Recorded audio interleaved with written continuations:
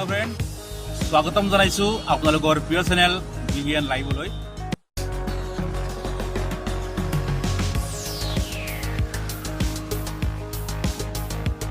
আজি উচ্চতম ন্যায়ালয়ে 5টা নথি বহাল ৰাখিছে আমাৰ জমিয়তৰ তৰফৰ পৰা আমচুৰ তৰফৰ পৰা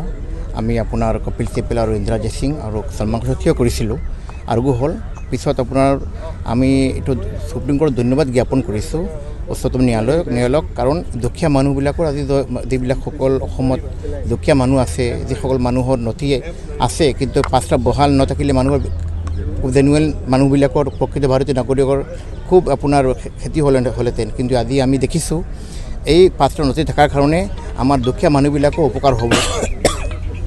আৰু 15 ডিচেম্বৰলৈ 15 আপোনাৰ ডিচেম্বৰত আপোনাৰ ক্লেইম অবজেকশ্যনটো জাৰি থাকিব ঠিক আছে কে আমি জমিয়তে কিবা জালচাজি কৰিছে এইটো কোৱা নাই জমিয়তে জালচাজি জমিয়তে কৈছে এপ্ৰুভ কৰিছে জালচাজি হৈ আছে এনেকুৱা নহয় আমি এইটো কৈছোঁ এফিডেভিটত যে কোনো মানুহে যদি তাৰ লিংকেজ ঠিক আছে লিগেসি ঠিক আছে কোনো কাৰণত তথ্যৰ কাৰণে যদি কিবা এটা জালচাজি কৰিছে তাৰ জালচাজিৰ শাস্তি দিয়ক তাক আপুনি বিদেশী কেনেকুৱা বনাব সেই প্ৰকৃত ভাৰতীয় নাগৰিক যদি হয় কিবা জালচাজি কৰিছে এজন মানুহ যে ডকাইতি কৰে তাৰ ডকাইতি শাস্তি হ'ব লাগে তাক আপুনি বহিৰাগত কেনেকুৱা বনাব আপুনি সেইটো আমাৰ কথা এইটো আমি লিখিছিলোঁ আজি আদালতত আপুনি কি ক'লে গোটেই বিষয়টোত আজি আমি আদালতত এইটো ক'লোঁ অবজেকশ্যন যিটো আছে অবজেকশ্যনটো ক্লেইম অবজেকশ্যনত 15 ডিচেম্বৰলৈ টাইম আছে তো অবজেকশ্যনত আপোনাৰ আমাৰ কপিল সিব্বলৰ এটাই কথা আছিলে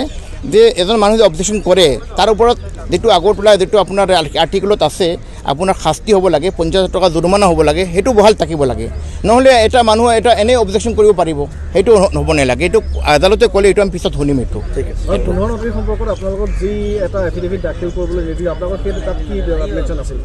আমাৰ 15 নথিত আমাৰ এটাই মেনশ্যন আছিলে 15 নথিখন বহাল থাকিব লাগে কাৰণ আপোনাৰ